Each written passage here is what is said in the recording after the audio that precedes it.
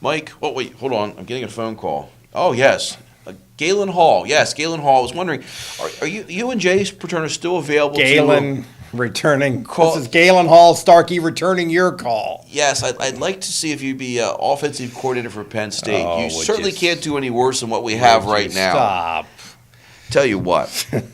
Never did I think I'd be longing for the days of Galen Hall and Jay Paterno in the press box, tag teaming the offensive calls. The game against Michigan, off a bye week, they start running the ball early on. Thinking, okay, we're seeing some progress. Totally regressed after that.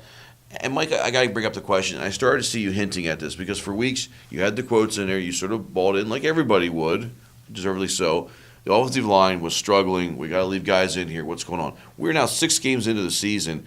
When does it get to the point, Mike, where you adapt your system for the players you have as opposed to saying to your players, you've got to do this, and they're not doing it well? Am I making sense here? You are making sense. I mean, I think this is a fair thing to say at this point, especially, like you said, they had a bye week to sort of maybe rethink and reboot the computer. And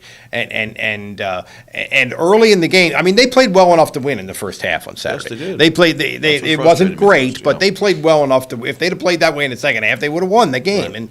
And it, against a team that I think was kind of making a stand in its own way at home in what was for them kind of a watershed point in their schedule. So there is that, but you have to wonder. I think it particularly shows up in the way the tight end is being used. Yes. More as a blocker in Franklin's philosophy and more obviously more as a receiver in Bill O'Brien's philosophy, but that isn't working, and it seems like that would be one area where they could tweak it. Right now, they're not effective as receivers or as blockers, so that's obviously not right. So I think you have to look at mismatches here, and that's what Bill O'Brien did in his NFL when he came to Penn State. Yeah. A lot of the tight ends, and Franklin keeps saying these guys need to be better blockers.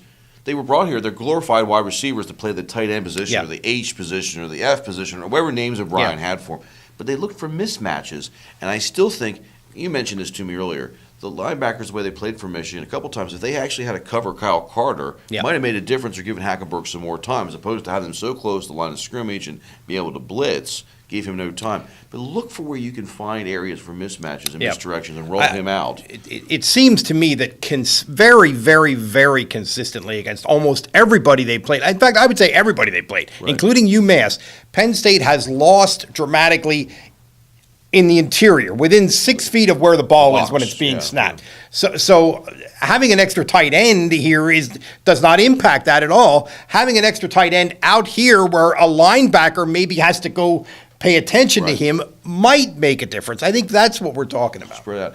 During the game, I had several people text messaging me and got emails. I'm speaking their voice right now. Right. And they're saying to me, where is Geno Lewis? Where is Jesse James, who is going to be in the pros, if not next year, the following year, but if the way this system's going, as soon as he can get out, he's going to.